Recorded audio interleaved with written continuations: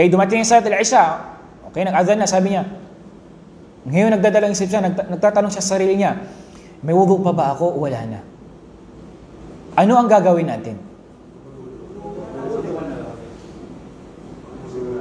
Tayo.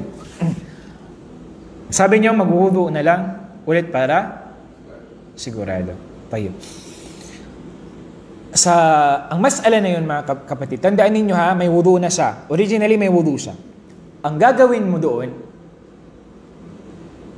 hindi mo na kailangan magwudu. Unless ha, maliban kung mayroong karina, mayroong nagpapatunay, mayroong talagang patunay na ikaw nga ay nabatal, bago ka magwudu. Pero kung wala kang natatandaan, sabi mo, wala naman ako, parang hindi naman ako, wala naman lumabas na hangin. Okay? Sabi mo, nag-shy-shy lang kami doon, halimbawa, pinto-kwentuhan lang, wala namang kwan. So, kapag originally, nakapag-wudu ka, hindi mo na kailangan mag-wudu. Maliban, kung talagang 101% alala mo na batal ka, nasira yung wudu mo, bago ka mag-wudu. Pero kung hindi, continue mo lang na ikaw ay may wudu, magsala ka insyaAllah. Ngayon, ang tanong naman ngayon, paano yung isang tao naman na originally wala siyang wudu? Ngayon, ang tanong niya naman ngayon sa sarili niya, nagwudu na ba ako? Hindi pa. Kabaliktaran niya. Ngayon, sabi niya, may wudu. Nagwudu ba ako? Hindi. Halimbawa, darating yung asar, tapos mag-grib na ngayon. Nagtanong siya, nagwudu na ba ako? Hindi. Anong gagawin natin? Ang gulo, no? Ha? Sino nagsabing magwudu? Wudu. Yung iba?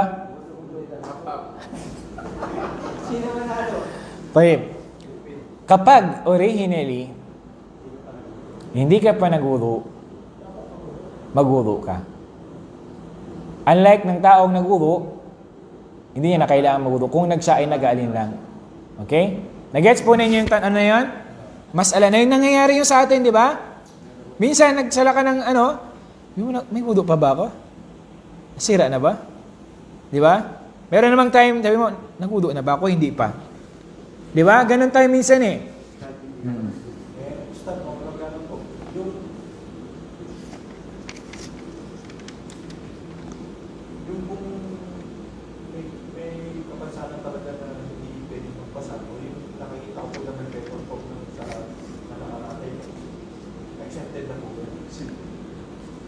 Wala pong exempted sa sala. Wudu. Marami pong pwedeng paraan. Pwede pong magtayammum. Tayammum. Inshallah makukuha din po natin yun. Ang tayammum, yung paggamit ng lupa na malinis bilang kapalit doon sa tubig. Inshallah makukuha po natin yun, inshallah.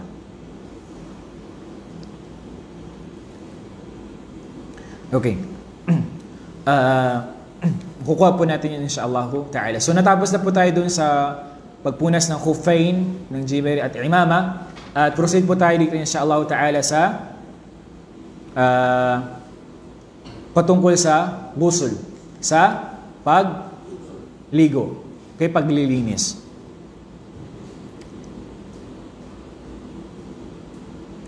So ang maana ng ghusl, ang ibig sabihin ng ghusl, okay? Islamically, siya ay yung pagbasa mo ng iyong katawan sa pamamagitan ng tubig. Okay? Pamamagitan ng tubig. So, yun yung ghusl. Hukmuhu, anong hukum nun? Wal ghuslu wajibun idha wajada sababu liwujubihi. So, ang pagligo ay obligado sa lalong-lalo na kung mayroong dahilan na obligado kang maligo. Nagets ninyo? Halimbawa, yun nga, kung mayroon, halimbawa, may mga asawa, at kaya yung may nangyaring, halimbawa, yung wet dreams na yun, so, yun ay kailangan mong maligo. Sabi ng propeta ng Allah subhanahu wa ta'ala, wa in kuntum junuba fattaharu. Kung kayo ay junub, ay maglinis kayo. Okay?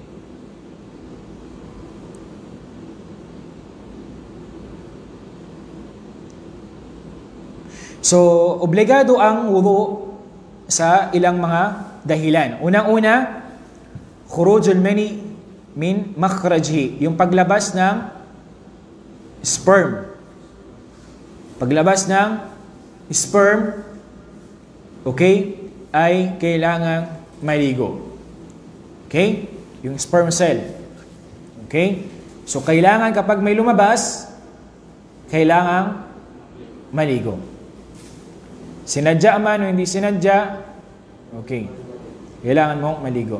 At kabilang din doon yung nagkaroon kayo ng intercourse ng iyong asawa, kahit walang lumabas, ay kailangan mong maligo.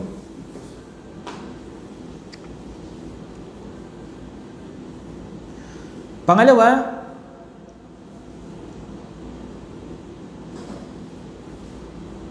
okay yun.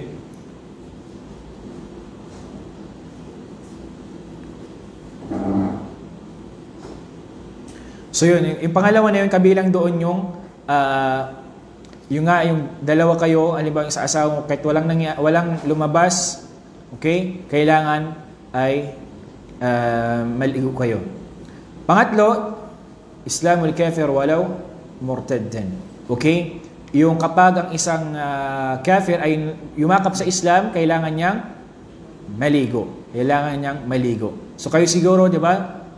Before kayo nagsagawa ng kwan, ay pinaligo kayo. Pang-apat, inqita'u dam al-hayd wan nifas.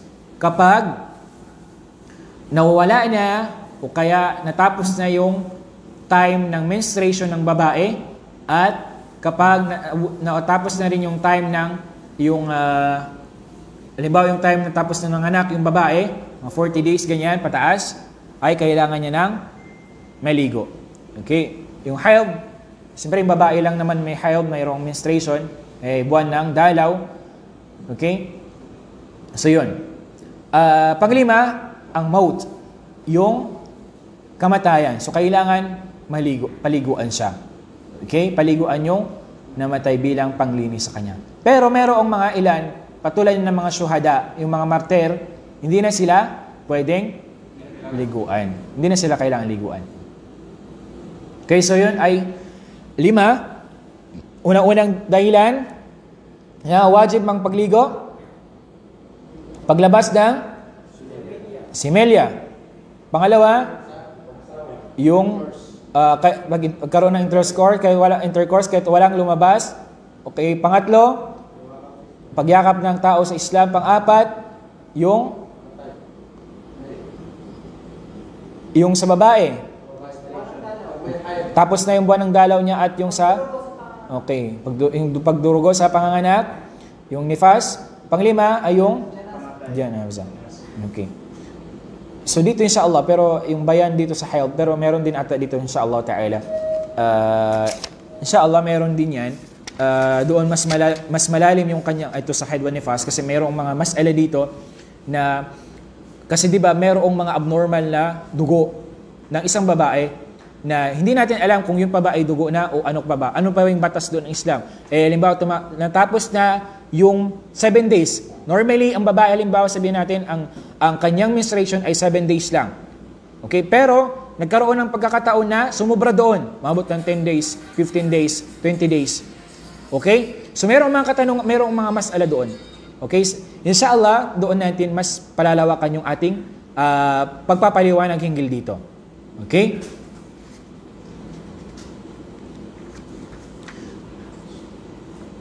Okay. So, dito tayo sa sifatu al-ghusl wa kayfiyatuhu. Yung kaparaanan ng pagligo. Okay. So, dalawang pamamaraan. Okay? Yung sa pamamaraan na istihbab, ibig sabihin kahabag-habag lang siya, hindi siya obligado. Una-una siyempre ay yaghsila yaday. Hugasan niya yung kanyang kamay. Then yung kanyang pribadong katawan. And then, siya ay magwuwudu ng sala. Then, after nun, ay pwede na siyang kumuha ng tubig at dito, ganyanin niya yung kanyang buhok hanggang mabasa yung kanyang anit. So, sa pamagitan ng kanyang mga daliri.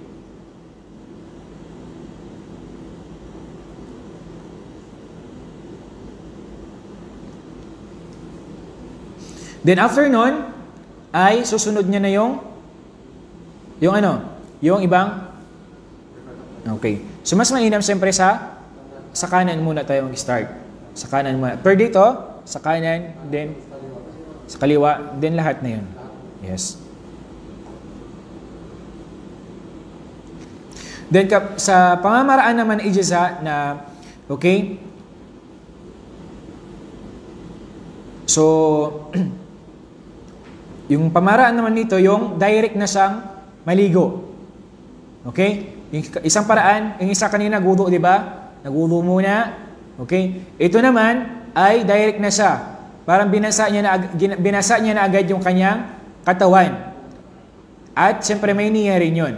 May niya siya na yun ay maliligo siya para maglinis. Okay?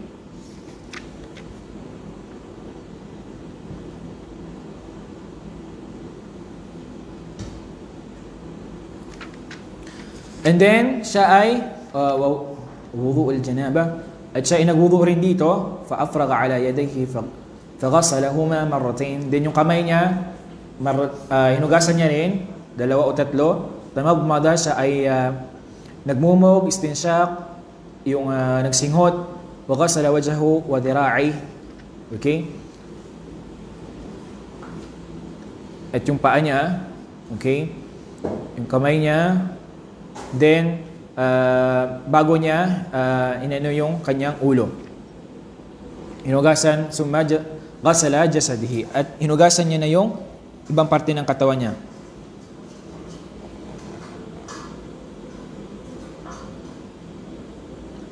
Okay.